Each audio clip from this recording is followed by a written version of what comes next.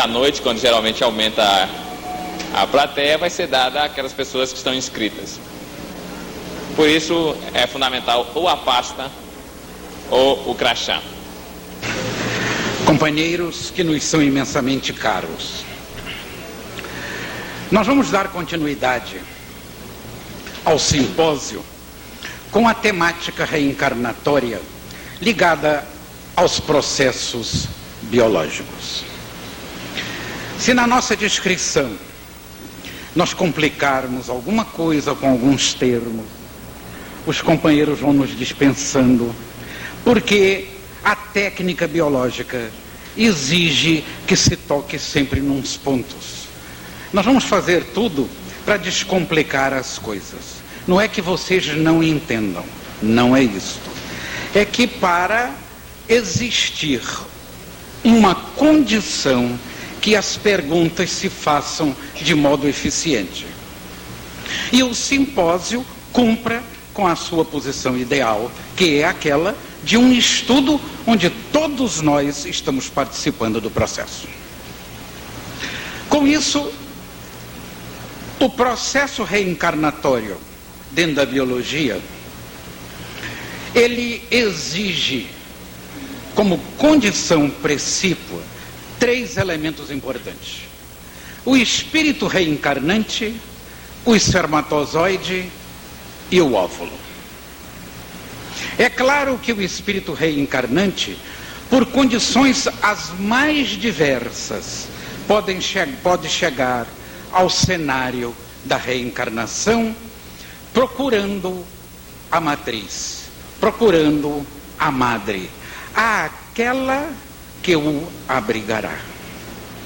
É claro que este processo vai se formar, vai se metabolizar, vai ser investido de uma série de condições estas da maior importância para o processo reencarnatório. E a principal delas não pode deixar de ser o amor. É bem verdade que a condição de amor exige esta união de um espírito que vai reencarnar por motivos os mais diversos, ou por uma condição normal da lei, ou por um preparo específico das equipes que têm interesse no reencarnante, ou mesmo por um processo de exigência, às vezes criado não pelo amor, mas por condições adversas pretéritas, em que determinado lar precisa receber o espírito para as acomodações futuras do processo evolutivo. Então, com isso, nós temos uma posição do espírito na reencarnação por vários e múltiplos motivos. Sendo que, vamos colocar aqui em tese, a chegada do espírito ao processo reencarnatório por amor. E o tempo ideal para este processo é quando se vai desenvolver o encontro amoroso entre os cônjuges. É claro que neste momento vamos colocar também uma posição ideal reencarnatória de indivíduos ajustados, indivíduos equilibrados, onde haja aquilo que a gente pode chamar um amor construtivo dentro de uma família. Este lar é absolutamente protegido. Não há possibilidades de invasões deletérias, porquanto o casal só está desenvolvendo equilíbrio, ordem e harmonia. E com isso, há uma proteção daquilo que poderíamos chamar do tálamo conjugal. Não há invasões.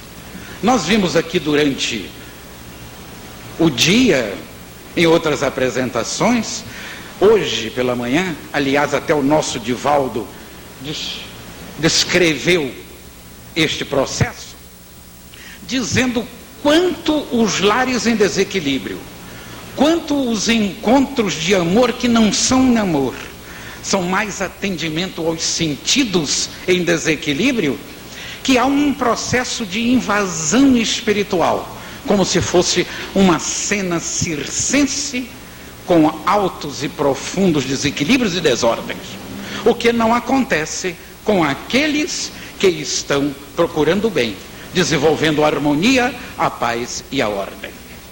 É claro que quando este processo está se desenvolvendo, um dos grandes chamamentos do espírito à reencarnação é justamente o amor deste lar. E também achamos nós que o grande vórtice desenvolvido pelo encontro sexual de um amor autêntico deve desenvolver energias de tal ordem que conduzem a um chamamento reencarnatório. Claro que nós estamos falando de um encontro de amor autêntico, amor físico que vai se desenrolar e desembocar numa posição afetiva de encontro de almas. E é nesta posição que o espírito reencarnante vai encontrar o leito, a condição ideal para o desenvolver do processo, ou desenrolar do processo. O espermatozoide e o óvulo, esses dois elementos importantes dentro da biologia, que para nós simplificarmos e darmos uma tonalidade assim doméstica, vamos dizer, o Romeu e a Julieta. Esses dois elementos que se adoram biologicamente falando, não podem se ver. O Romeu fica desatinado nas vias femininas à procura do óvulo. E este desatino é de tal ordem que esta corrida nas vias femininas, nós chamamos até com uma certa alegria, seria uma corrida fittipaldiana do Romeu buscando a Julieta. Porque eles correm para valer. São células microscópicas, diminutas. E nesta corrida imensa, basta dizer que 1 hora de corrida, eles percorrem 1 centímetro. Para o tamanho do Romeu, isto é corrida para ninguém botar defeito. É corrida mesmo. Então ele vai buscar muitos implementos, por condições imensas. E dizem os biólogos, por condições bioquímicas que devem existir. Mas nós, espíritas, e os espiritualistas em geral, e já uma série de biologistas estão dizendo que o fenômeno é mais eletromagnético do que bioquímico. E se ele é eletromagnético, alguma coisa está atraindo. E o que é que deve atrair este Romeu em busca da Julieta? É que ela deve estar irradiando alguma coisa de importância que o pobrezinho vai cair na rede dos seus radares biológicos. Digamos que o espírito reencarnante, ele chega ao cenário com um potencial específico de energias. Ele chegaria para o psicossoma materno ou o perispírito da mãe para ver uma integração de energias. Mesmo porque o espírito reencarnante, o que ele tem de específico, de corpo vibratório naquele momento é um perispírito. E este perispírito é que vai determinar esta união maior entre os dois elementos. Porém, ele traz na sua estrutura, na sua conjuntura, uma força energética de polaridade sexual. O que é que significa isso?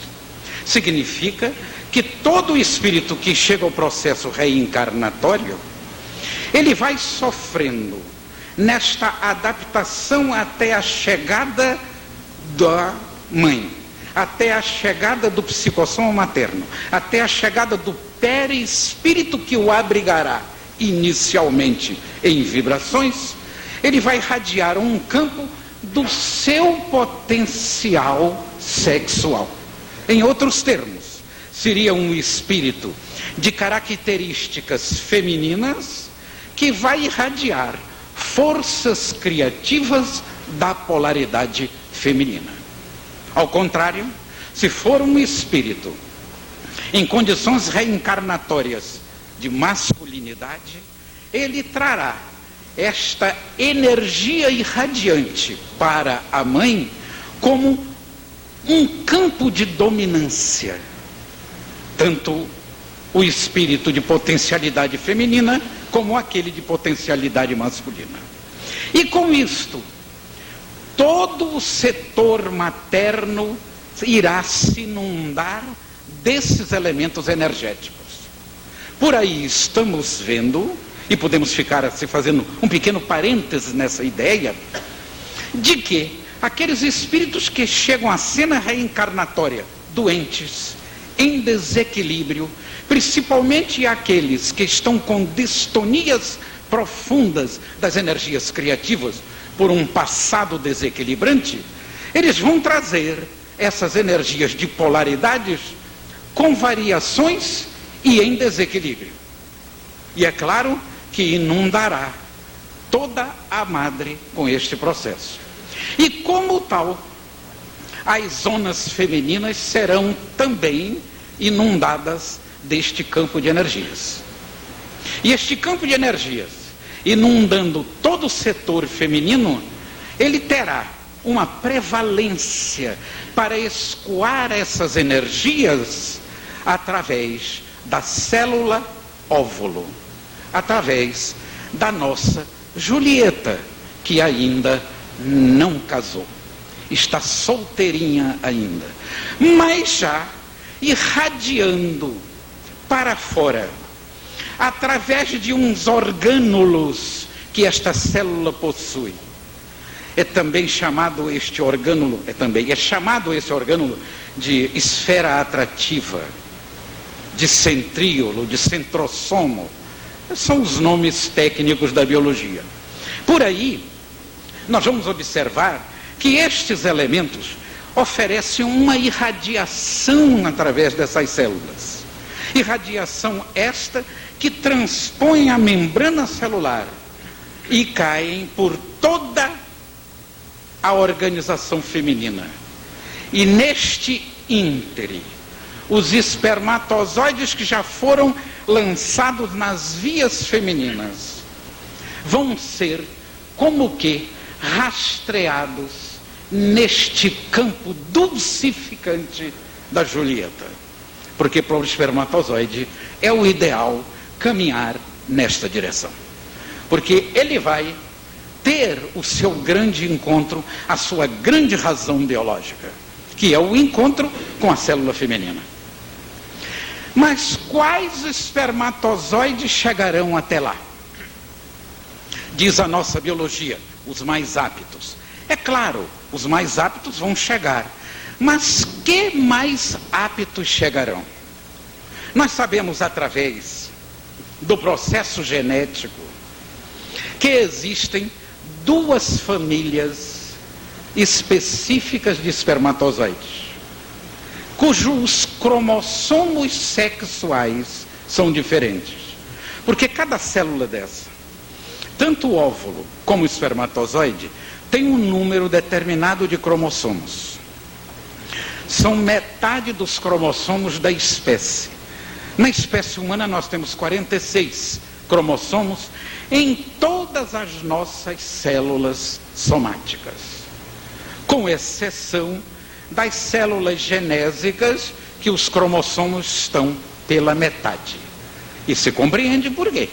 Portanto, tanto o óvulo quanto o espermatozoide têm 23 cromossomos, cada célula desta.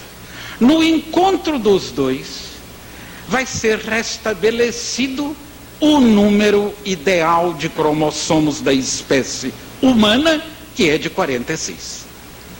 Portanto, são 46 cromossomos. Neste caso da célula feminina possuir 23, o espermatozoide 23.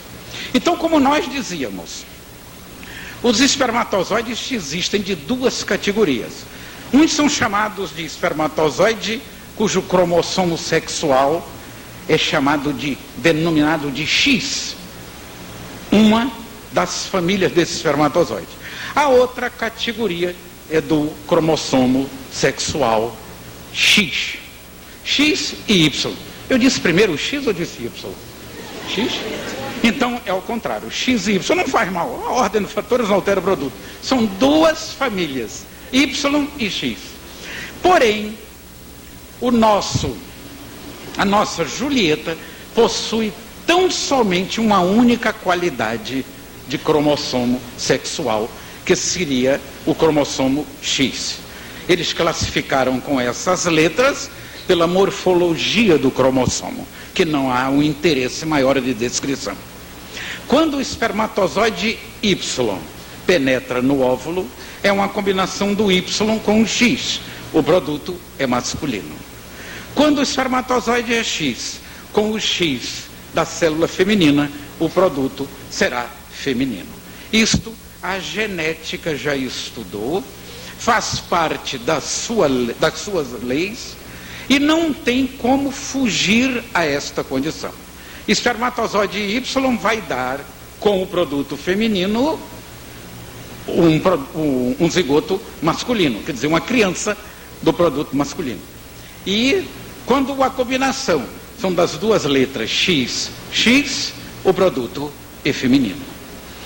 Nesta ideia que nós trazemos para os companheiros, claro que através de leituras, muitos espíritos têm trazido para nós, André Luiz, Manuel Filomeno Miranda, todos eles, através da mediunidade conhecida do nosso Divaldo, de livros muito bons, têm trazido informações muito parecidas com essas, e que reforçam esta ideia.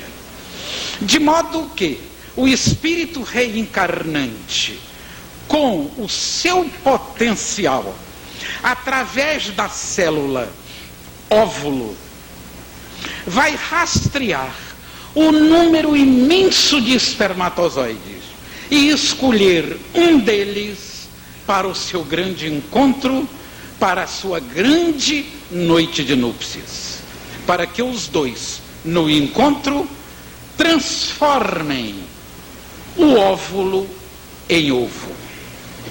Mas como soe acontecer, este amor biológico é também um pouco trepidante, porque quando o espermatozoide penetra na membrana ovular, a Julieta, eu tenho uma impressão que é de beleza, de encanto, talvez até com um pouco de egoísmo, quem sabe, ela decepa o espermatozoide. Ele perde a cauda, o corpo, e ela fica com a parte mais importante que ele carrega, que é o potencial genético do pai. Então, com isto, a célula se transforma em ovo. E neste momento, o espírito reencarnante já vinha sofrendo um processo,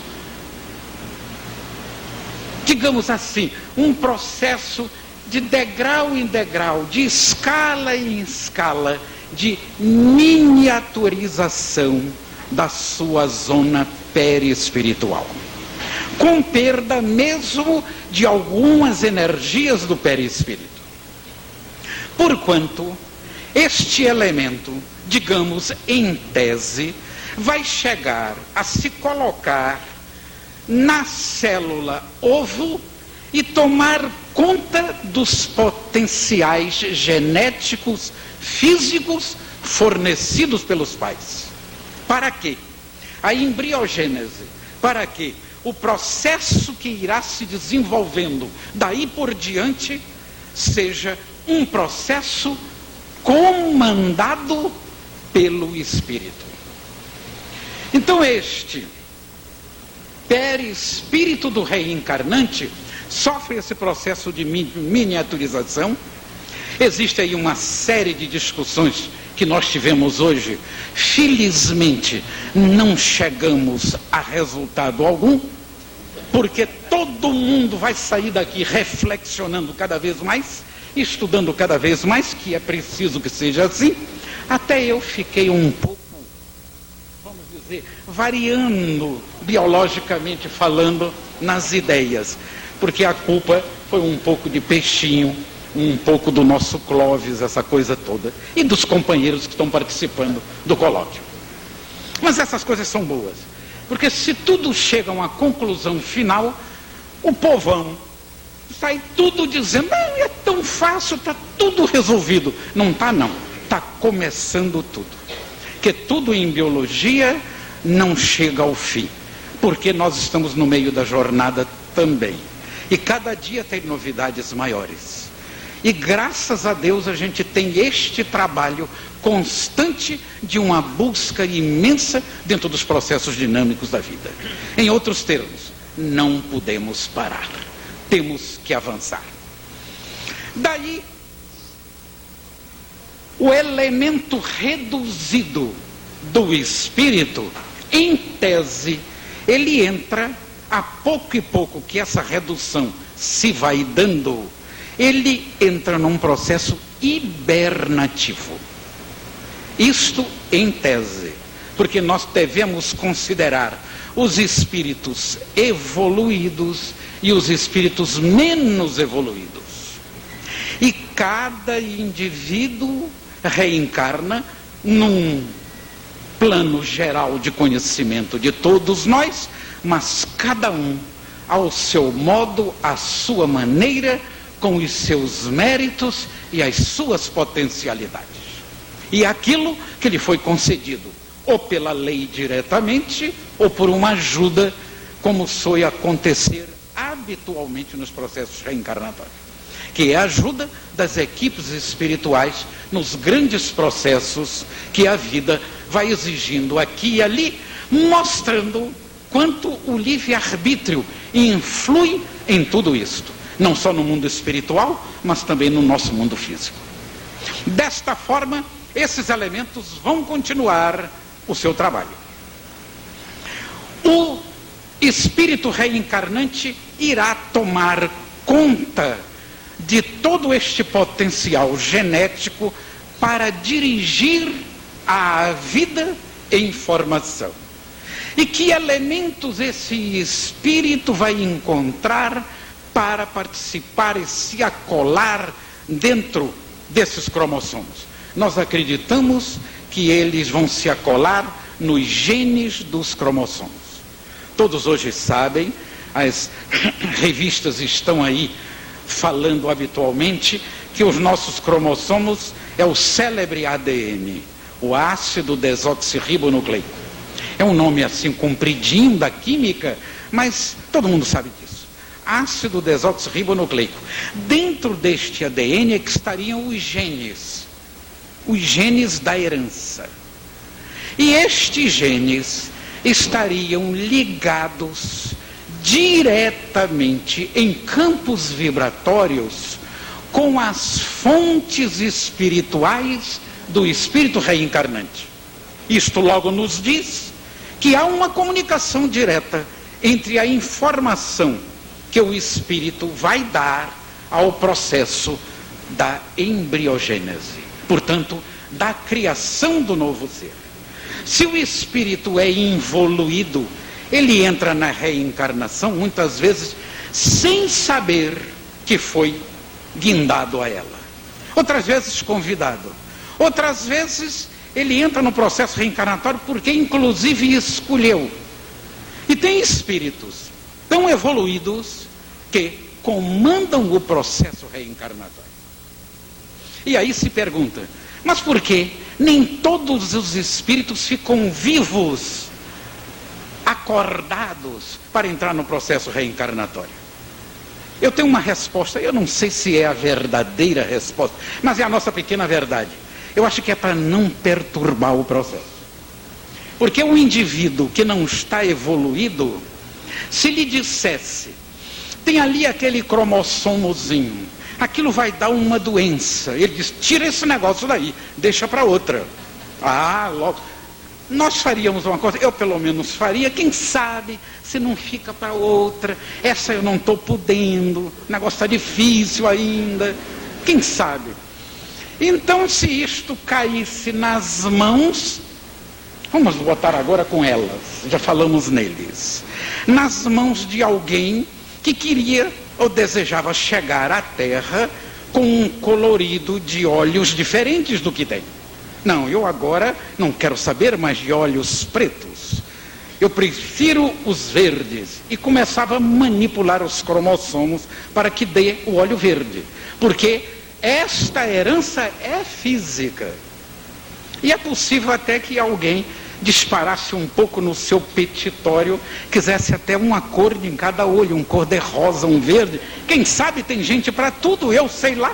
O bom é hibernar no processo reencarnatório, porque aí não tem dúvida, não mexe com coisa nenhuma, não dá trabalho aos amigos espirituais e fica quietinho com seus automatismos comandando toda a herança física. Então, com isto, o espírito vai se submeter àquilo que ele recebeu na herança física. Embora ele tenha potenciais espirituais que vão influenciar a herança física, principalmente as condições éticas e morais que estão ligadas às profundezas do próprio espírito, os outros elementos estão nas telas dos cromossomos. Daí, os espíritos reencarnados terem os seus limites pelo processo da reencarnação, pelo processo genético. Então, um espírito, por mais que tenha coisas e que desejasse fazer coisas além daqueles potenciais físicos, ele não pode, porque há uma redução de processo de herança. Ele tem que contar com os cromossomos paternos e maternos.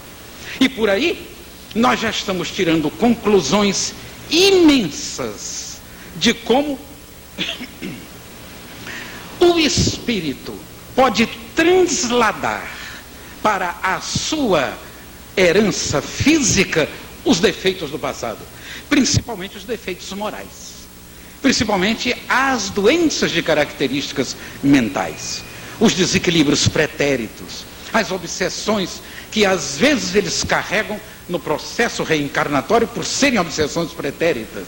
Aliás, isto está muito bem descrito num livro do nosso Divaldo, do Filomeno Miranda, Grilhões Partidos, no capítulo 11 e 12, sobre histeria e epilepsia, que está formidável, que nós convidamos aos companheiros. Grilhões Partidos. É um comercial espiritual. Então não tenho cerimônia. Grilhões Partidos. Então, diante desta contingência, o espírito vai transladar toda a sua potencialidade naquilo com o qual ele pode conviver e viver. E é claro que todos nós que chegamos às cenas reencarnatórias, todos nós que estamos reencarnados, é porque em última análise temos algumas necessidades, senão não estaríamos aqui. Enfim, todos os encarnados aqui como nós, eu não sei, deve ter muitos missionários, mas a maioria é necessitado mesmo, inclusive eu. Olha, isso é para animar, não é para desanimar não, hein? A reencarnação é para animar. Então, todos os indivíduos estão no processo reencarnatório para este complemento de aquisições, para ampliação de aptidões. Porque o que nós herdamos durante a vida reencarnatória são aptidões para o espírito. Os elementos de herança não entram no espírito para ficarem definitivamente encravados, como se fosse assim um livro numa biblioteca, um conhecimento. Entra um bojo de aptidões em formação. e que cada vez mais estão sendo elaborados na intimidade do espírito, se transformando em elementos cada vez mais luarizados. Como gosta de dizer a nossa Joana de Ângeles, a luarização do espírito pelo trabalho, pelo amor, pelo equilíbrio, pela ordem, pela harmonia, pela experienciação por excelência bem conduzida. Com isto tudo, nós vamos chegar à conclusão de que o processo reencarnatório vai se firmando cada vez mais. Nasce a criança.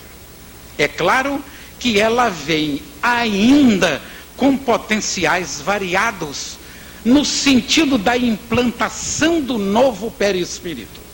Novo perispírito, entre aspas aqui. É o espírito que deu a formação desta jornada reencarnatória com os elementos que o espírito está trazendo. Então esse novo perispírito que vai dar o novo modelo corpóreo, portanto os novos impulsos para os órgãos, eles vão transferir todas as informações e telegrafias do centro do espírito, da intimidade do espírito, dos labirintos desconhecidos do espírito, para que o corpo físico, a pouco e pouco, comece a sua jornada com determinadas impulsões. Impulsões valiosas, importantes. Seria aquilo que nós poderíamos chamar o impulso da própria evolução, que é dado pelo espírito. O espírito renovado, processo de reencarnação que é renovação. Com novos impulsos, com novas condições, ele irá avançar e a pouco e pouco ele vai se assenhoreando dos 60 trilhões de células, em média, de células físicas da organização de um ser, até chegar à idade da adolescência. Por que chamamos a atenção da adolescência? Porque é comum dizer-se que quando o espírito toma o ovo, começa na primeira semana a bomba cardíaca a trabalhar. É um coração já em formação, já há um pulsar. 2 semanas seria o ideal para isso. Já há uma pulsação com as novas formações dos vasos. Aí eu tenho a impressão que seria a concentração máxima do espírito reencarnante neste elemento importante que é o coração. Que, aliás, nós carregamos talvez atavicamente este impulso do espírito. Vocês já notaram como nós nunca dizemos para aquele que amamos: eu te amo de todo o coração. Ninguém bota o dedo aqui para dizer eu te amo com o fervor do meu pensamento. Bota no coração. Eu tenho a impressão que isso é mais ou menos atávico. O espírito está como que se recordando daquele ponto inicial. Porque no 4º mês nasce a glândula pineal. Ela começa o seu desenvolvimento. Aí o espírito vai se embalar e acontecer através do perispírito para este grande médium da zona física, que é a glândula pineal. A glândula pineal seria o médium do espírito para o corpo físico. Quem gostar e precisar e quiser desenvolver este trabalho, o nosso André Luiz, em Missionários da Luz, no capítulo número 2, que é epífise, ele não fala em glândula pineal, fala no discorrer do artigo, mas o título é epífise ou glândula pineal. E gostaríamos também de fazer aqui um pequeno parêntese. Os nossos biologistas acham que esta glândula é uma glândula já em acabamento. É uma glândula que está envelhecendo. É uma glândula que está desaparecendo. Tanto que eles acham que esta glândula é o resultado de um olho que foi infletido para a cavidade interna do cérebro. Enfim, há uma série de contingências. Mas existe um livro de um professor da Faculdade de Medicina de Paris, Thiebaud, Esse indivíduo escreveu A Glândula Pineal em 1957 e saiu um novo livro, segunda edição, em 82. E, se vocês me permitem, eu gostaria de contar o que aconteceu com este livro conosco, porque está muito técnico o negócio aí, talvez eu esteja massacrando muitos companheiros, que aliás é bom, isso é bom para o espírita, sofre, amplia e evolui. O nosso Thiébaut chegou a este livro através da Marlene Nobre. O Freitas Nobre tinha vindo de Paris e trouxe de presente para ela, que é médica, e eu estava no Instituto de Cultura Espírita, e a Marlene Nobre, a nossa companheira, colega de trabalho, espírita, etc., você conhece bem, de São Paulo, recebeu o livro e eu estava do lado e fiquei todo espinhoso. Quando eu olhei o livro, eu já tinha lido o primeiro, de 82, ainda não tem no Brasil. Eu aí passei evangelicamente a mão no livro e fui guardando evangelicamente. A Marlene disse, mas o livro disse, não, eu tomo conta, você vai falar, essa coisa toda. E olha, fiquei com o livro uma noite inteira. Às 4 horas da manhã eu tinha acabado de ler o livro. No outro dia, devolvi evangelicamente o livro. Mas fiz uma dessas que eu não me aguentei. Afinal de contas, glândula pineal, eu venho há 15 anos, há uns 30 anos falando em glândula pineal. Aqui, inclusive, na mansão. Chegaram até a me apelidar e eu nem vou dizer que... Vocês pensem qual foi o apelido. Então, eu não pude. Aí disse, não, esse livro eu tenho que ficar. Realmente, vocês sabem o que é que eu encontrei neste livro? Este senhor cientista está fazendo um estudo notável sobre glândula pineal e chegou à seguinte conclusão. Ele é o nosso grande relógio biológico. É uma glândula psicológica. E não me admirará jamais, não me admirarei jamais, que se de futuro os trabalhos científicos sobre glândula pineal confirmem a assertiva dos filósofos de Alexandria e de René Descartes. O hóspede misterioso da pineal é a alma. Já dizia René Descartes no século XVII. E os filósofos de Alexandria, mais de 600 anos antes de Cristo, intuitivamente. Então esta glândula que André Luiz deu uma grande importância e que nós também achamos que é muito importante, já vem uma confirmação científica do Thiébaut com isso. Então é gratificante para todos nós, do cenário do processo biológico, saber notícias dessa natureza. Eu acho que a Marlene até hoje não soube bem, pensou que eu fosse um guardião do livro dela. Eu fiquei satisfeito com isso. Não houve karma e a família ficou muito feliz. Então, diante disso tudo, a pineal tem um papel fabuloso nesta conjuntura. E à medida que o indivíduo vai se desenvolvendo, nos diz alguns espíritos, através de mensagens, que o processo da reencarnação se completaria aos 7 anos, quando a glândula pineal se apresenta no seu máximo estado de desenvolvimento nesta etapa etária da vida.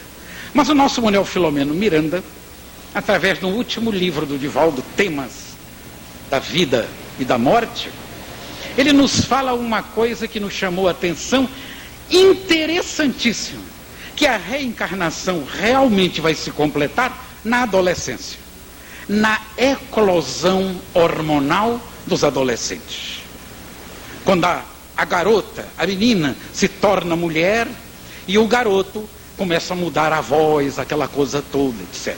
Com os caracteres sexuais secundários. Porque daí, desta idade em diante, é que a pineal vai comandar o processo da vida.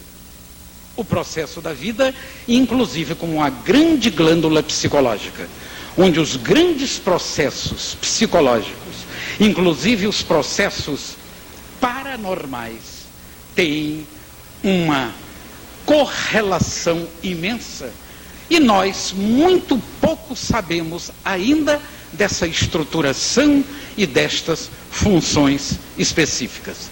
Apenas en passant, apenas como informação sobre o processo. Mas o papel da reencarnação também cabe àqueles que estão recebendo o reencarnante. Os pais. A influência dos pais é de uma coisa muito expressiva para o reencarnante. É tão expressiva que através hoje de modelos psicológicos transpessoais, ou seja, certos estados de regressão, certos indivíduos comentam diálogos dos pais durante o processo reencarnatório. Portanto, o espírito ouviu, o espírito sentiu. O que não dizer de um processo reencarnatório sem afetividade, sem amor, sem aquele equilíbrio formidável que o reencarnante precisa para se segurar dentro do processo.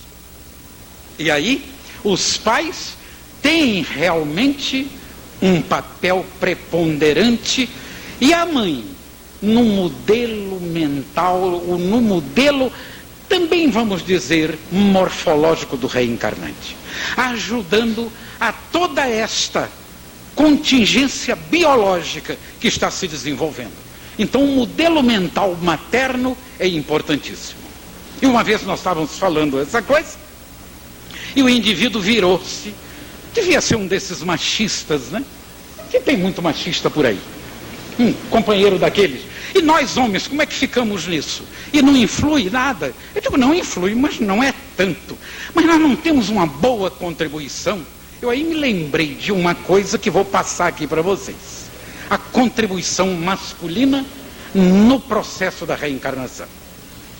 Quando os espermatozoides são jogados nas vias femininas, cada ejaculação normal, em média, são 150 milhões de Romeus. E um só que vai chegar lá. E eu me perguntava, para que tanto Romeu para uma Julieta só? Que estrago, meu Deus! É demais! E eu comecei a pensar, a raciocinar com essas coisas. E aí, eu dei assim uma baianada psicológica, eu sou baiano, né? Uma baianada psicológica, e me veio uma inspiração. Eu não sei se foi uma boa inspiração, mas está servindo para que os homens não fiquem tão tristes na sua cooperação dentro do processo reencarnatório. Esses espermatozoides vão se situar em volta do ovo. E nas primeiras 48 horas eles ficam por ali. O ovo fabrica uma substância, uma fertilizina, e impede a penetração desses espermatozoides, desde que o primeiro já tenha chegado com seu potencial genético para o grande casamento. Então a Julieta não permite mais intromissões em sua vida. Então esses milhões de espermatozoides ficam em volta do ovo. E nas primeiras 72 horas eles vão passar por um processo de lise, isso é, uma morte normal, natural, porque não tem condições de sobrevivência. Mas como toda célula tem o seu campo de radiação, principalmente o espermatozoide, este Romeu espivitado, é claro que ele vem aceso, com muita energia. E este campo todo de energia fica em volta do ovo, perguntamos nós. Não seria uma coroa vibratória que defenderia o ovo contra talvez novas reencarnações investidas de outra natureza e natureza diversa, para proteger este ovo em formação? A grande contribuição masculina no processo da evolução. Vocês podem ficar satisfeitos, homens, com isso. Essa é nossa contribuição. Pode não ser uma verdade biológica, mas deve ter função, porque Romeu demais nessa cena não tem que servir para alguma coisa. Porque o indivíduo pode dizer, não, é porque eu preciso de um espermatozoide mais apto e é preciso ser uma porção. concordamos com isso. Vamos botar 100, pouco. Vamos botar 1000, muito pouco. Vamos botar 1 milhão, que já é Romeu, para ninguém botar defeito. Mas 150 milhões, tem que ter outra coisa.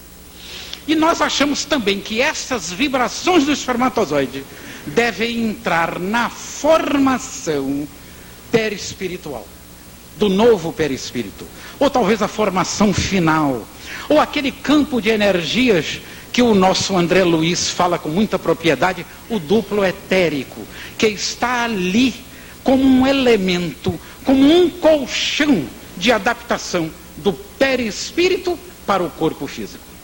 Então, nestas contingências, nós homens também contribuímos com uma cota de 150 milhões. Mas as coisas não ficam por aí. No processo reencarnatório, as variações são imensas. Nós já falamos dos espíritos evoluídos, dos espíritos involuídos, mas as coisas também vão longe.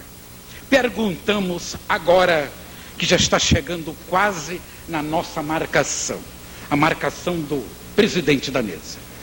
Vamos colocar umas posições que é para as perguntas se fazerem eficientes e o estudo se tornar cada vez melhor. Vamos dizer, primeiro, como acontece 2 espíritos, 3, 4, 5 numa reencarnação? Os gêmeos parecidos do mesmo sexo é o mesmo óvulo, que se divide, 2 espíritos entram na cena, cada um toma o seu pedacinho com seus automatismos e faz o seu corpo com o vitelo em formação. Para isso os trigêmeos também, e aqueles até que chegaram aos 5 do mesmo óvulo com o mesmo sexo. Quando são espíritos de sexo diferente, são 2 óvulos com 2 conjugações, com 2 espermatozoides, portanto, 2 elementos diferentes na cena biológica. E por aí nós poderemos compreender que podem ser esses gêmeos até de sexo diferente e não são tão parecidos quanto aqueles do mesmo óvulo. Esta é uma proposta para nós estudarmos e discutirmos. Outra, fertilização artificial. O bebê de proveta, que é uma espécie de transplante, o indivíduo tira o óvulo, transfere para o laboratório, e no laboratório ele entra no processo de conjugação, porque os espermatozoides estão ali, e o nosso Divaldo contou até como e porquê, onde é que fica o espírito com o bebê de proveta. Onde ele estiver, ele não tem espaço nem tempo, mas ele está acolado dentro do processo. Pelo amor, por uma série de chamamentos e de coisas que se desenvolvem, que nós podemos perguntar e todos podemos estudar. Outra coisa dentro desta conjuntura, o aborto nas suas diversas apresentações e proporções ligadas ao processo reencarnatório. Quantas coisas nós podemos estudar dentro disso? É claro que vai variar de acordo com as perguntas e com o tempo. A escolha do produto de formação. Hoje existe uma técnica japonesa que já se separa o espermatozoide X do Y, se faz a fertilização artificial e se impõe o sexo no futuro ser. Como é que fica isto moralmente? Podemos estudar isso. Outro acontecimento que é uma das maiores amoralidades, porque passa já das raias da imoralidade, é a célebre mãe de aluguel, que os Estados Unidos têm passado por conjunturas jurídicas difíceis, complicadas, por essas razões de mãe de aluguel. E por aí, uma série de outras conjunturas que podem aparecer no cenário. Os casos dos chifópagos, aqueles indivíduos que vêm aderidos ao processo, no processo reencarnatório do mesmo ovo. Por que é que eles vêm com esta dificuldade, este fenômeno teratológico, este desequilíbrio? Então, todos esses elementos podem ser tratados aqui. Nós tratamos de manhã, até com o nosso Divaldo, porque hoje tem bancos de ovos, não de óvulos, quer dizer, óvulos fecundados, e que são guardados. Então, certas pessoas guardam que é deles, depois resolvem não quererem mais esses ovos fecundados, não querer mais. Então jogam fora. Isto seria um assassinato dos ovos, ou não? Estiriam o espírito aí? Tanto que eles chamam isto de embriocídio. Um nome até bonito, né? Aliás, hoje o nome fez furor, não foi? Nos estudos, embriocídio, o assassinato do embrião. Ainda tem aqueles casos em que vários elementos estão em formação e que o indivíduo seleciona um e mata outros ainda nas vias femininas. Então a técnica se abriu de uma maneira fabulosa, mas nós sabemos que a parte moral, o desconhecimento espiritual, ainda na nossa posição ocidental, é bastante frágil. Compreendemos muito pouca coisa ainda das estruturas dos processos espirituais dentro da biologia, principalmente esses processos reencarnatórios.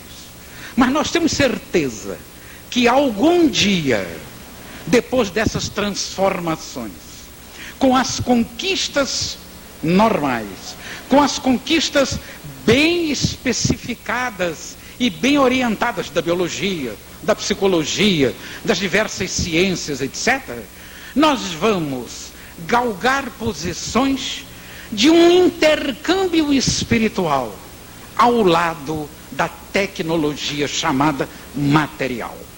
Porque com isto nós poderemos fazer os encaixes psicológicos, podemos comandar reencarnações, ter conhecimento antes da chegada de um ser amado e amigo no setor reencarnatório, já uma ficha psicológica adrede preparada pelos psicólogos, pelos médiuns, pelos espíritos e por tanta coisa outra mais. Quando a nossa ciência abrir este leque necessário e imenso da posição espiritual, que tudo explica, que tudo comanda, que tudo logica e que dá para nós condições com as quais os nossos porquês vão alcançando horizontes cada vez mais amplos. Com isso, meus amigos, nesta hora que está se findando, nós queremos dar um ponto final nesta posição de descrição inicial do processo biológico reencarnatório, agradecendo aos companheiros nos terem suportado, mas que nós estamos aqui para responder aquilo que os companheiros necessitarem, daquilo que soubermos. Não tenham cerimônias, não façam uso tão somente de nós. Tem aqui uma academia fabulosa de grandes conhecedores, de modo que vocês fiquem à vontade e vamos dar a partida para a continuidade do trabalho. Muito obrigado.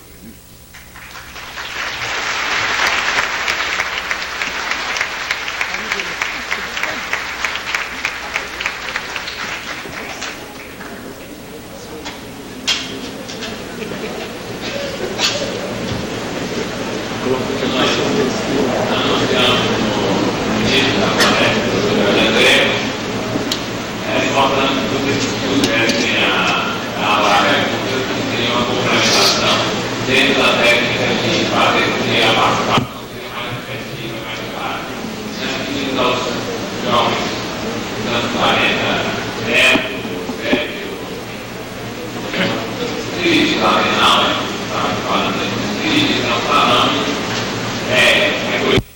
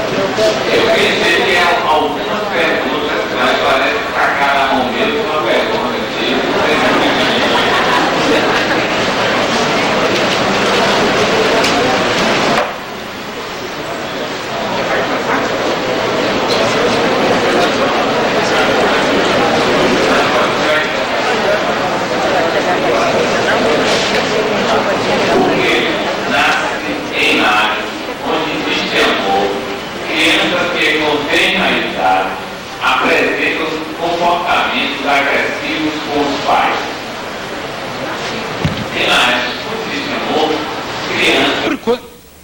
Porquanto essas crianças vêm com um processo espiritual em desalinho, até certo ponto, na situação que nós poderíamos chamar afetiva.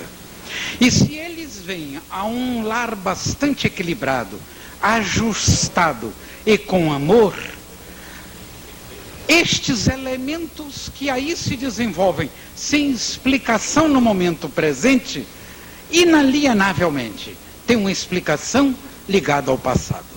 Ninguém recebe nada daquilo que não esteja dentro das suas necessidades e suas potencialidades. Então é o perispírito deste indivíduo que vem com as informações espirituais naquela gama ética com impulsões agressivas, que podem estar ligadas ao processo disritímico, e que há uma necessidade de sofrer tratamento na carne, fazer tratamento psicológico, tratamento psiquiátrico se for o caso, estudar os casos, e no caso de amor, de doação, é muito importante. O centro espírita nesses casos também é muito importante. Sessão de evangelhos, a sessão dos lares, o culto cristão no lar. É muito importante para que essas vibrações possam a pouco e pouco sofrerem aquilo que nós poderíamos chamar um amaciar de efusões. E é possível que não precise lançar mão de técnicas mais apuradas. O amor do lar é muito importante.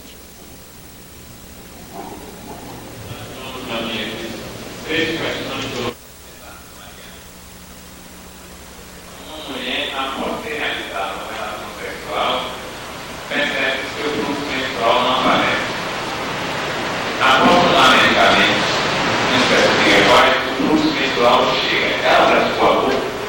É preciso saber se realmente esta ausência do fluxo menstrual, essa menorreia, foi causada não por um jogo hormonal ou já por uma gravidez incipiente. Se a gravidez for incipiente, é claro que houve um aborto. Se não tiver a gravidez, é que houve realmente um descontrole hormonal. Mas pode ter uma intenção de aborto? Não tendo a intenção de aborto, claro que isso tudo são atenuantes, né? São atenuantes dentro do processo. Porque muitos indivíduos, nas fases em que lhe falta o jogo hormonal ajustado, vão procurar o médico, o ginecologista, tudo isto, para este corretivo hormonal. Então, neste caso, inclusive não havendo intenções, é claro que tudo isto são elementos que nós temos que colocar no processo avaliativo.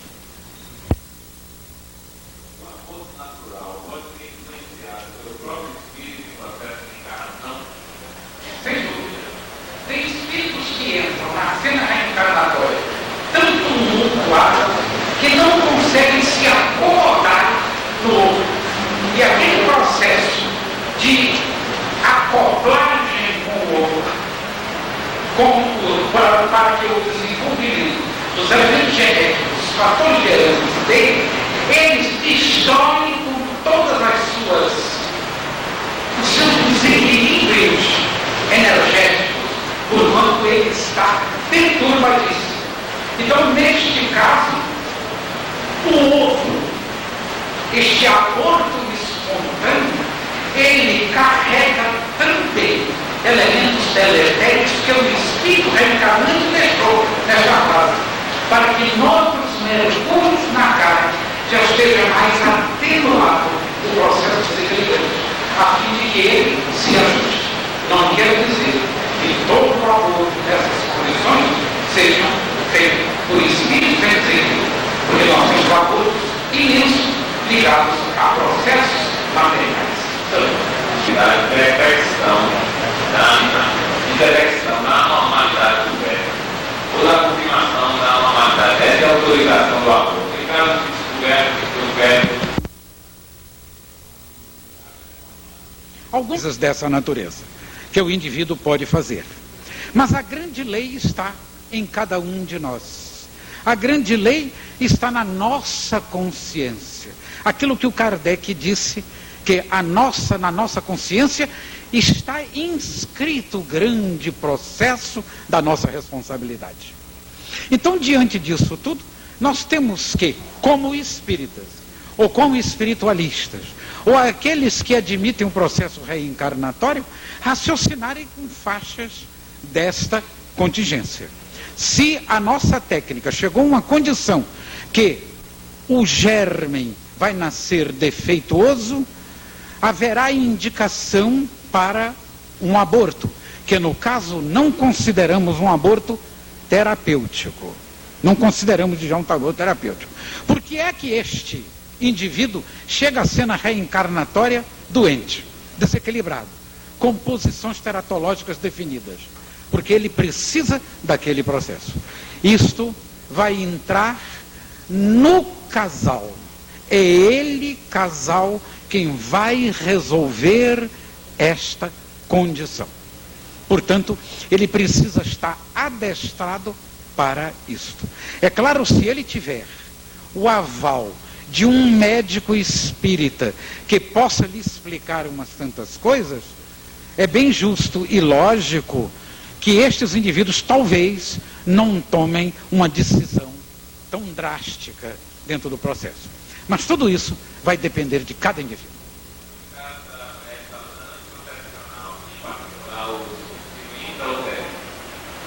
Não entra, mas fica de fora. Eu não estou dizendo assim apreciando, mas é possível que exista já uma espécie de aproximação perispiritual. E essa aproximação perispiritual é um elemento que vai dar condições e sintomas psicossomáticos à mãe. A mãe vai sentir alguma coisa. Ela vai sentir essas coisas.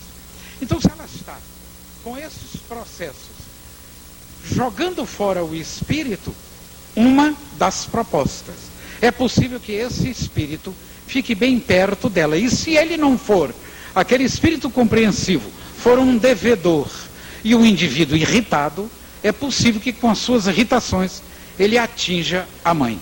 Uma das conjunturas. Outra das conjunturas é que, não havendo reencarnação, não há espírito dentro do processo. Eles não chegarão porque não se desenvolverão as coisas. Mas nós queremos colocar aqui uma faixa também de possibilidades. São os planejamentos familiares, com elementos equilibrantes, ajustados, que muito bem podem ser compreendidos dentro da doutrina espírita. Planejamentos equilibrantes. Não falamos, por exemplo, os abortivos em geral. Não falamos da célebre pílula do mês seguinte. O célebre RU 486, que se usa hoje a mães cheias na Europa. Não estamos falando disso. Não estamos falando do DIU, que também é abortivo. E tantas outras práticas que não entrarão naquilo que poderíamos chamar planejamento familiar. Porque nós já estamos em condições também de responsabilidade para um ato dessa natureza.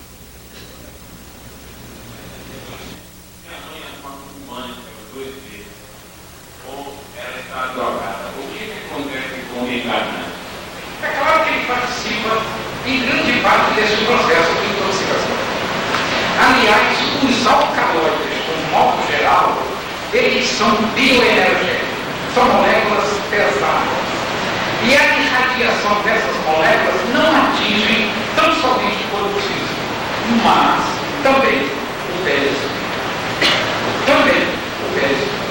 Então, os elementos drogados alcançam com muita facilidade esta zona energética, de modo que a mãe, participando com a consciência dela, o filho também entrará no processo. Até quem dissesse que inúmeros casos foram estudados de mães viciadas em determinadas drogas, e que os nascidos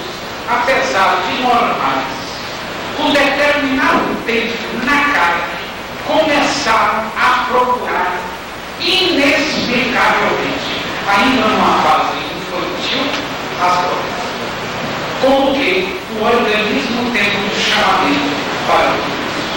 Então, sigamos, escutemos as nossas dificuldades, o nosso tempo, os nossos desequilíbrios e quanta coisa precisamos construir. E só podemos construir alargando os horizontes. E alargar os horizontes na posição atual da nossa ciência é penetrar nas posições espirituais que o conhecimento maior, para enaltecer e compor as técnicas distintas. O senhor disse que o espírito reencarnante tem o potencial de determinação do sexo. Disse que é uma técnica japonesa que determina o sexo. Afinal, o que vai prevalecer? A vontade do espírito ou cientista? Vamos, teoricamente, responder. Se foi determinado um espírito masculino para aquele elemento, perguntamos nós, e só existe espírito feminino do lado de lá? Seria, naquela conjuntura de trabalho técnico, só um espírito feminino que deveria vir num corpo masculino de escolha? Ou os amigos espirituais, ou mesmo o chamamento reencarnatório determinasse esta contingência? Primeira proposta. A segunda condição, vamos dizer que esses elementos já se tivessem desenvolvido no processo reencarnatório e que fosse um espírito de potencialidade feminina. E na condição técnica artificial foi elaborado um elemento masculino, de corpo masculino. É claro que a reencarnação irá se dar.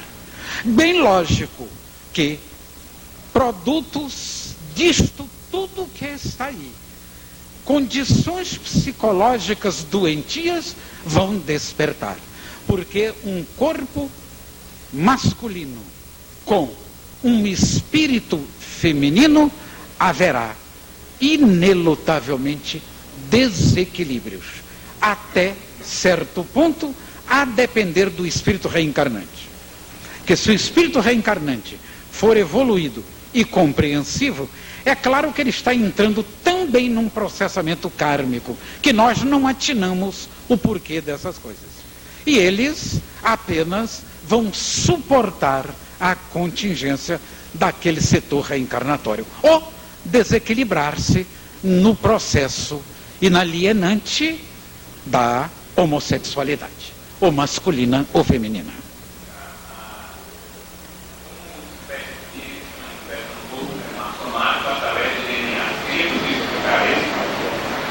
Claro que essas marcas de nascimento já foram comprovadas através dos estudos reencarnatórios. E o grande elaborador desse setor foi o professor Banerjee. É que esses elementos que o indivíduo carrega de encarnações passadas, nos potenciais da herança, esses elementos podem chegar à cena genética física por uma imposição energética do processo. É como se fosse um verdadeiro carimbo que o indivíduo na atual reencarnação propiciasse. Isto se compreende perfeitamente e tem lógica. E essa era a continuação de uma outra, né? Qual foi a primeira? A interação com o DNA. Para explicar aqui, é a genética inteira, está difícil esse negócio. Mas vamos ver se nós fazemos um arremate disso. Um arremate disso.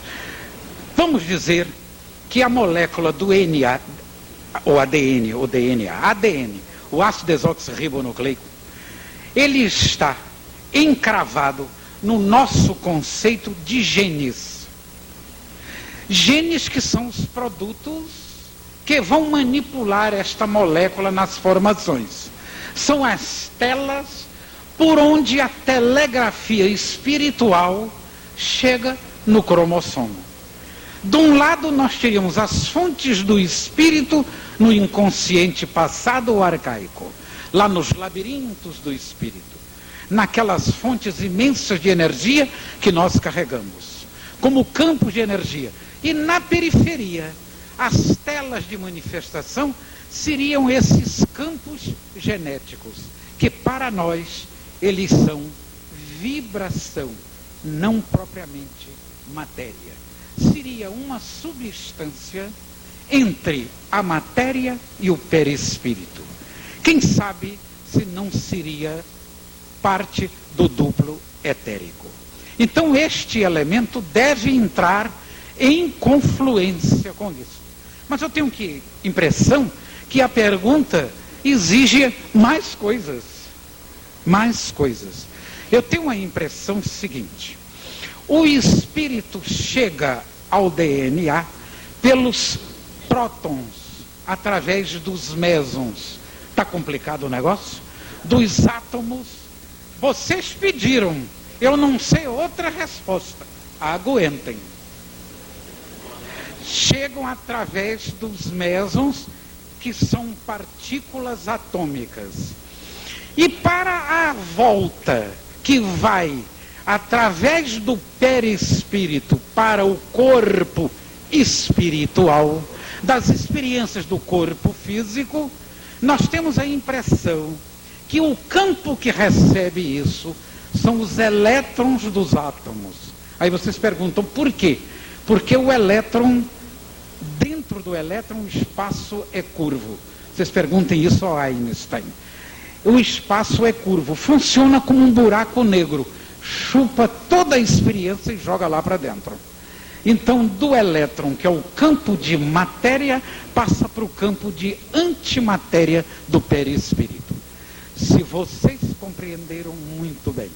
Se não compreenderam, um dia, quem sabe, a gente faz uma aula aqui para todo mundo aprender, porque de vez em quando eu também me embaraço. No livro Corações Escritos na Terra. Então, as pessoas que não entenderam, foram poucas, não, pelas fisionomias que estou observando, você queria ir na livraria e vou encontrar os poucos exemplares que detalharão mais esse aspecto da interação espírito e matéria. No processo encarnatório, a encarnação se completa na adolescência. Como indica o estudo espírita dela na infância? Deixa para começar na adolescência? Claro que não. Nós temos os elementos físicos, nós temos todas as nossas razões conscienciais. Nós estamos aqui para trabalhar.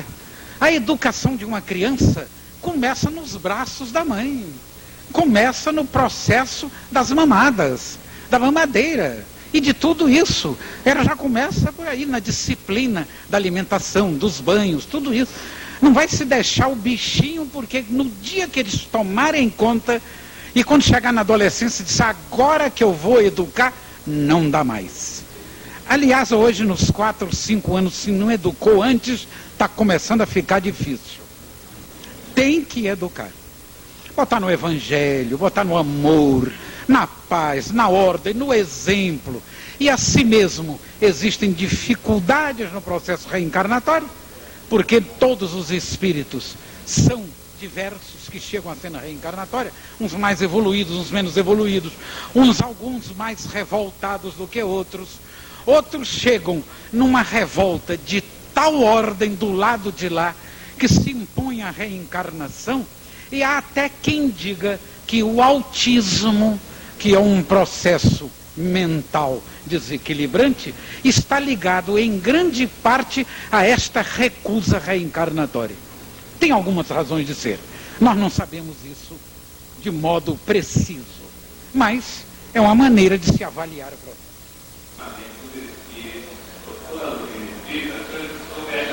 Produções independentes.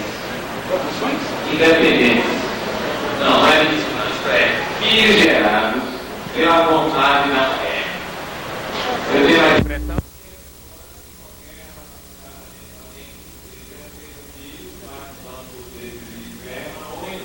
Pode ser, que é a fertilização artificial.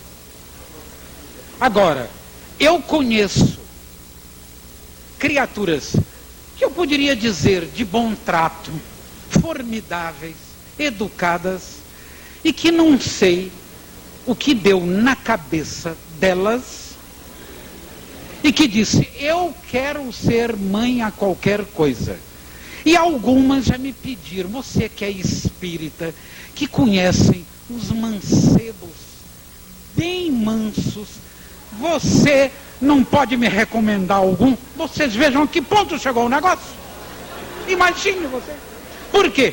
Porque um espírita já tem uma boa fama. Você sabe que espírita hoje é status. O pessoal já gosta, espírita é gente boa.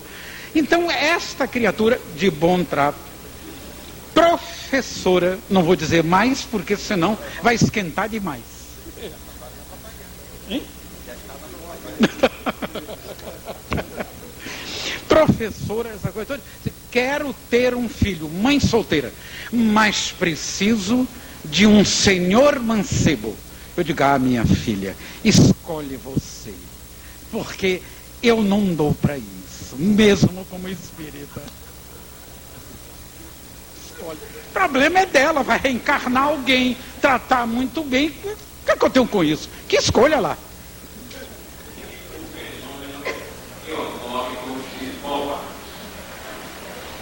Eu queria completar.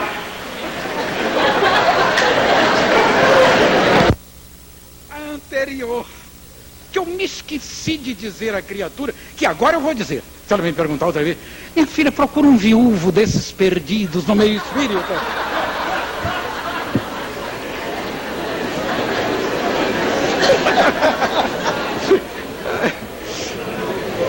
Isso deu, eu acho que uma jocosidade boa pro processo, né?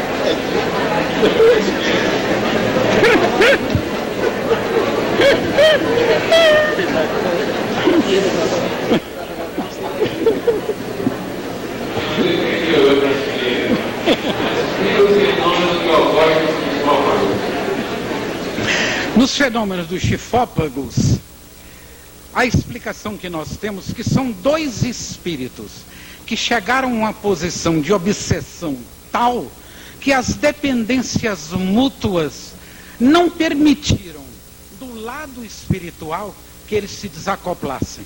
Então eles precisam mergulhar noutra dimensão, entrar no processo deformante de um único corpo, às vezes com duas cabeças, 2 braços, 2 pernas, um corpo só. E nós conhecemos vários casos na literatura, para que nas dores deste processo, as dores psicológicas, quando a desencarnação acontecer, eles poderem se libertar. Que é um único modo com o qual a libertação se dará.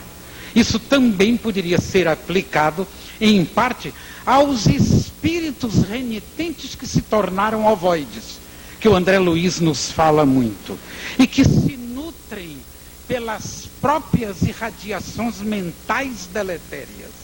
Esses indivíduos, somente através das sessões de desobsessão e processos reencarnatórios, é que eles entram no acordar para a vida, para o tráfego evolutivo.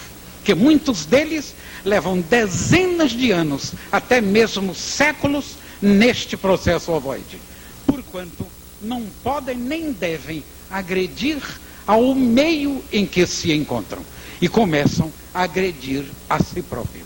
Reações da própria lei.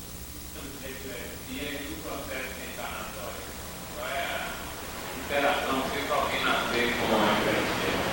Nós recomendamos a leitura dos Criões Famintos, do capítulo 11 e 12, porque tem muita correlação. Mas os processos epilépticos, de um modo geral, as causas são variadas, inclusive as causas espirituais. Portanto, tem causas ligadas à reencarnação, ligadas ao processo de parto, causas ligadas a traumatismos, e, enfim, uma série de causas físicas e também espirituais. Muitas delas espirituais, o indivíduo já traz como obsessão pretérita. Às vezes, sem a mente em desalinho, isto é, o obsessor com ele. Às vezes o obsessor já está encarnado, mas se desenvolveu uma contingência tão desequilibrante na sua mente que eles transferem tudo isso para o processo reencarnatório. E com isso, os carimbos das zonas cerebrais vão se dar através da herança física, por informação espiritual.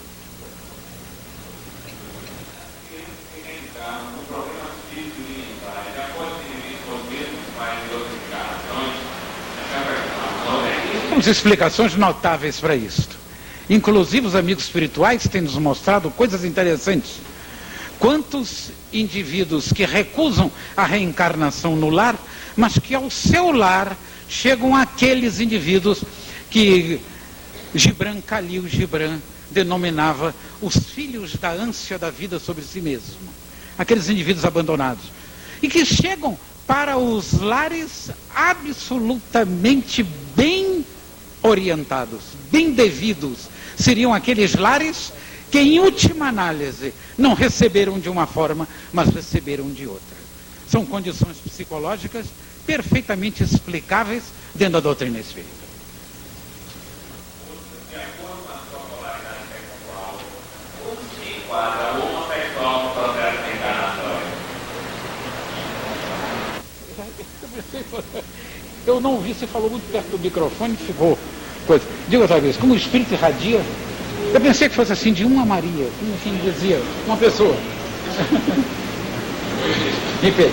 Já que o espírito irradia forças de acordo com a sua polaridade sexual, como se enquadra o homossexual no processo reencarnatório? Porque esta força sexual já vem em desequilíbrio. E o desequilíbrio vai se transferir para a zona física, com desequilíbrios hormonais.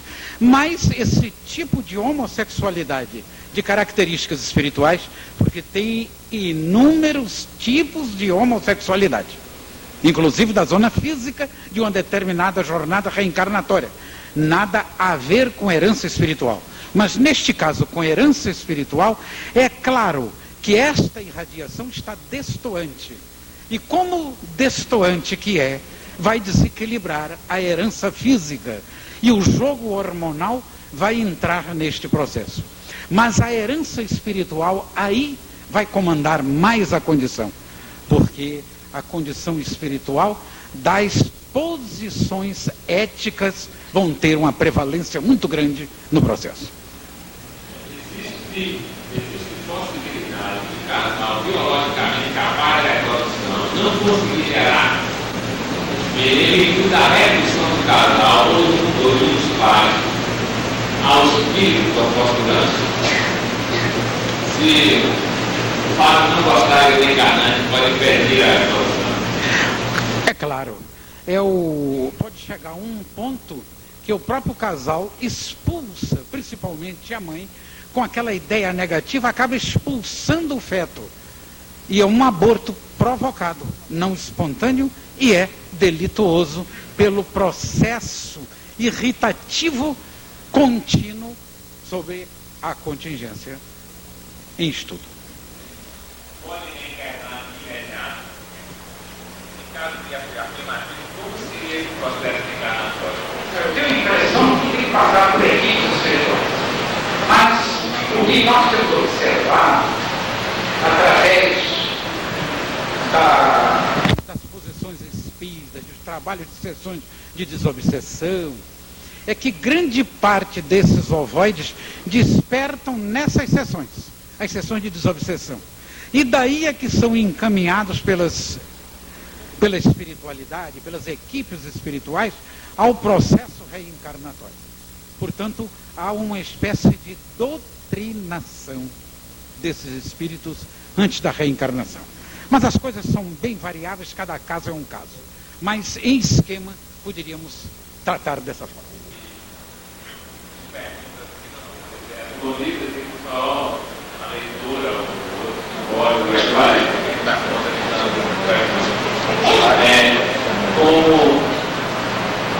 como se encara na perfeição espírita o controle da natalidade. Quais as consequências importância da vasectomia no homem, claro, na masculina, e da ligadura de trompas no caso de haver uma necessidade de uma encarnação esperada ainda não família. Os indivíduos responderão de acordo com as responsabilidades que carregam. O homem que faz a vasectomia, podendo ser um indivíduo que propicie condições reencarnatórias, ele estará em erro. O indivíduo que faz a laqueadura da trompa, tendo ainda condições para que a reencarnação se desenvolva, responderá dentro do processo. Controle da natalidade, digamos, planejamento familiar, tem que se fazer com bastante equilíbrio e com bastante ordem. Não podemos aceitar condições que deslizem dentro da ética espírita, vamos dizer assim.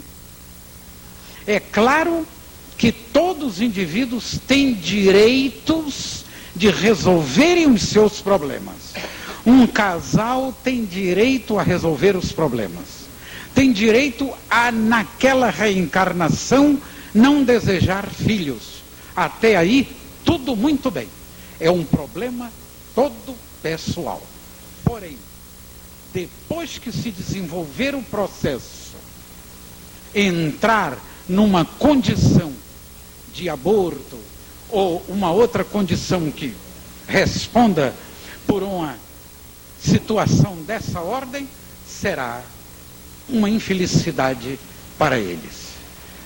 As posições éticas vão se desenvolver de uma maneira bastante divergente, as condições não vão atender ao processo. Portanto, fica ligado a cada indivíduo a responsabilidade pelas suas contingências pessoais. Cada um saberá, na intimidade das suas análises pessoais, como deve proceder. É claro que um conselho, uma orientação, se faz sentir vez por outra. Mas a responsabilidade do indivíduo é condição ligada a eles próprios, ao casal. Gostaríamos de começar fazendo uma pergunta que nos remete a um dos nossos convidados que não pôde estar presente aqui, o professor Hermínio Miranda. Ele acaba de escrever um livro chamado Nossos Filhos São Espíritos. E uma das questões básicas que usualmente se levanta é da responsabilidade familiar no projeto de educação. De outra parte, usualmente, os pais se comportam como, em certo sentido, proprietários dos filhos ou algo parecido. Numa relação nem sempre desejável, segundo a ótica dos filhos. Como é que a reencarnação, na experiência das pessoas que estão aqui, mais na experiência do que apenas na concepção, pode influenciar, através de exemplos ou algo parecido, esse processo, esse projeto de educação, concebendo-se a ideia de filho enquanto espírito. Vou começar com Jorge André, que tem uma experiência pessoal relatada no livro.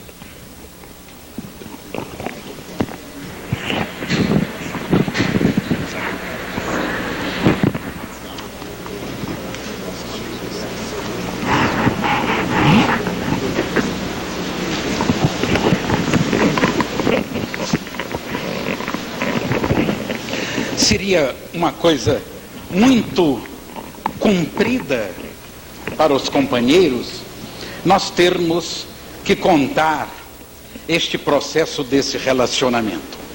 Mas nós vamos fazer uma tentativa e simplificar o processo.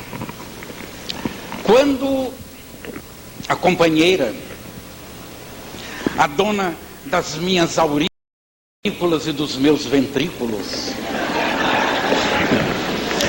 estava já no 7º filho, houve uma indicação cirúrgica na qual cirurgia seria necessário um laqueamento de trompas, porquanto havia uma série de indicações. É claro que dentro dessas coisas todas tem algumas coisas sempre pitorescas dentro do processo. Um companheiro espírita, mas daqueles muito sisudos, digamos assim, muito detentores do processo, virou-se isso: como é que você vai deixar uma coisa dessas, não fechar a comporta reencarnatória? Eu digo, mas espera aí, a mulher é minha ou é sua? O que você tem com isso? Primeira coisa, o que nós queremos dizer com isso? É que nós temos que ter a consciência das nossas responsabilidades no nosso processo. A cirurgia prosseguiu, as coisas avançaram e todo mundo passou muito bem, obrigado. E na cirurgia não houve uma laqueadura de trompas, houve um corte completo das extremidades da trompa. Não só da parte distal, como a parte proximal ligada ao útero. Portanto, a impossibilidade de gravidez não se pensava mais nisso. 10 anos depois, a companheira apareceu com uma série de sintomas que ela me dizia: eu acho que está muito parecido com gravidez. Eu digo, olha, nós precisamos tratar de você. Eu, como sou psiquiatra, você vai começar a conversar comigo. É claro que esta análise não deu muito certo. E eu, às vezes, encontrava a companheira em situações muito engraçadas. À noite, na janela, sozinha, eu chegava perto e perguntava: o que é que está havendo? Ela disse: não mexa com os meus sonhos. Coisas dessa ordem. Quer dizer, já estava noutra esfera, etc. Encurtando a história, por exames, por uma série de coisas, apareceu uma gravidez. O que era impossível. Eu até falei com o ginecologista, que fez o exame, e disse: olha, ela está grávida. Eu digo, não pode. Ele disse: eu não faço aborto. Eu digo, mas não estou pedindo nada disso. Eu estou dizendo que não pode ser. Mas pode, não pode, era a gravidez. Nasceu a criança com técnicas específicas, que nós não vamos contar aqui os detalhes, porque a coisa foi muito complicada. Mas o pós-operatório foi de uma maneira inusitada, até para o cirurgião. Como é que coisas dessa ordem aconteciam? A verdade é que veio o indivíduo e chegou em casa este freguês, de uma maneira inexplicável. Nós recorremos à literatura médica.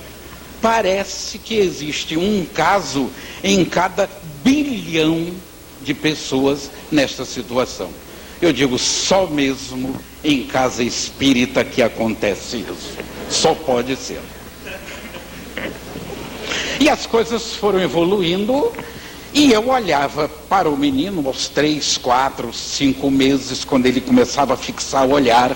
Eu dizia, eu conheço este freguês. Conhecia, eu olhava, conhecia, e ele me conhecia, reconhecia. Apenas não poderia se externar numa idade daquela.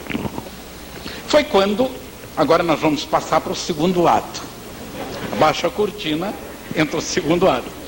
Nós estávamos dirigindo sessões de desobsessão nessa época, e nos apareceu um espírito muito interessante pelas suas vontades intelectuais.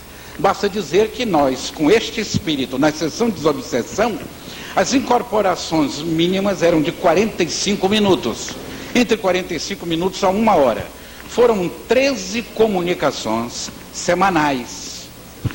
E era um indivíduo que era um general nazista, que ele se deu a conhecer, e este indivíduo, no primeiro dia, na nossa conversa, só disse isso: vim falar só com o senhor, porque é médico, primeira coisa. Segundo, não venha com lenga-lenga de doutrinação, que eu já sei que morri. E começou por aí. Eu disse, meu Deus, o que é que eu vou conversar com este indivíduo? Que você sabe, doutrinador espírita começa com aquela conversinha, aquele negócio, e diz, vamos acabar com isso. E durante todo este processo, que as coisas foram entrando numa condição de entendimento, ele chegou a dizer coisas notáveis dentro do processo de doutrinação. Dizia ele o seguinte: depois de uma certa intimidade com o general, nós até durante a doutrinação já esperávamos o dito cujo, e já havia até uma torcida, quase que se faz um clube para torcer pelo general. Porque a gente acaba acostumando com o espírito, um espírito inteligente, vivo, vibrátil, insistente, dominador, comandante por excelência. E ele nos contou rapidamente a história e dizendo: eu morri, fui para o lado de lá, descobri que estava morto e tinha muito alemão, e eu só fiz uma coisa: eu arregimentei essa gente, e como eu não sou comandado por ninguém, eu passei a comandar todo mundo do lado de lá. Eu disse: como é? Disse: não, muita gente sabe que não morreu. Então a gente está fazendo as mesmas escaladas guerreiras para satisfazer a Grey. Eu disse: como é que você chegou aqui? Ele disse: eu sou suficientemente inteligente para dialogar com vocês, porque onde eu estava, no meu reduto, vocês conseguiram nos deslocar. Isto nos quer dizer que existem forças maiores que estão impedindo a minha possibilidade de trabalho lá de lá. Então eu sou suficientemente inteligente para entender isso. Vocês vejam que tipo de espírito. Mas com o tempo ele foi amaciando aquela conversa. Vocês sabem que os espíritos, quando chegam ao processo de incorporação com os médiuns, isto já é uma doutrinação, porque eles vão se absorvendo as energias do grupo, do médium, e vão compreendendo umas tantas coisas. De modo que este espírito chegou numa posição em que ele nos disse: estou apavorado com a reencarnação. Estou apavorado. Disse: por quê? Eu sei que eu vou mergulhar no processo reencarnatório, vocês estão me preparando para isto, e eu fui um soldado, apesar de honesto dentro da minha proposta, eu sou responsável por mais de 80% dos planos do Estado-Maior nazista. Porquanto foi nossa estratégia que foi a adotada nos processos de guerra atual. Então, diante dessas coisas, nós começamos a entrar com a doutrina espírita. Disse: não é assim. Vocês não conheciam umas tantas coisas, não conheciam isso, não conheciam aquilo, os efeitos morais do processo reencarnatório. Ele virou-se e disse: engano de vocês. Nós fazíamos sessões espíritas no Terceiro Reich e conhecíamos o processo. Foi aí que nós interpelamos: como é que vocês conheciam o processo?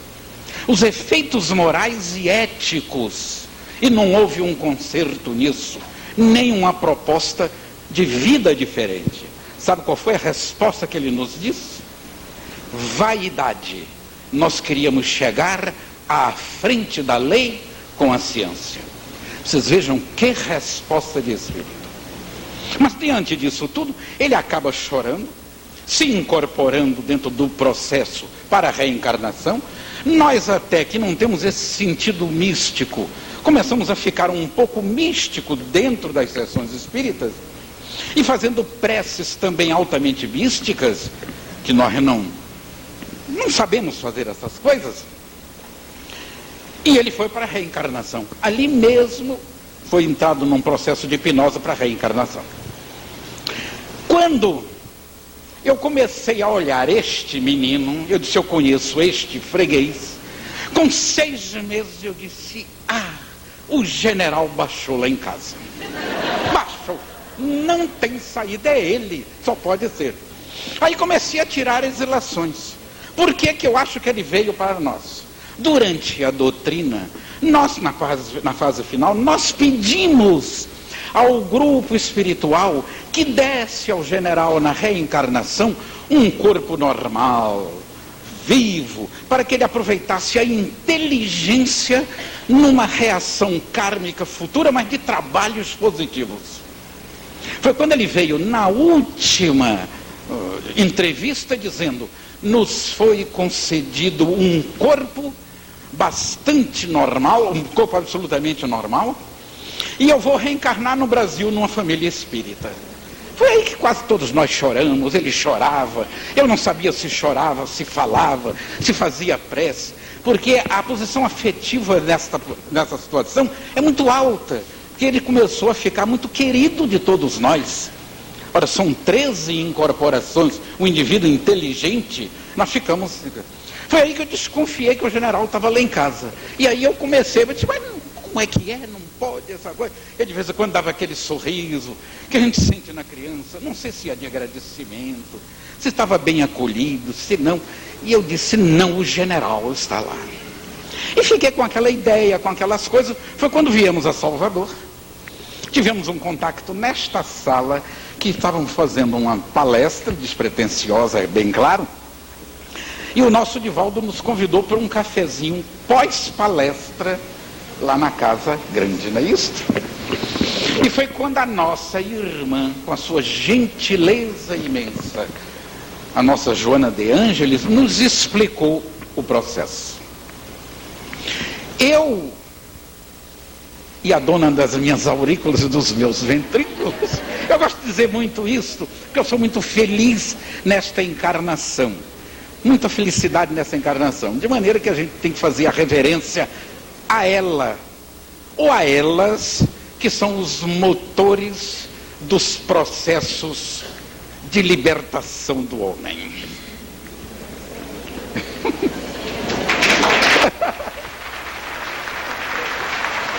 Viu você?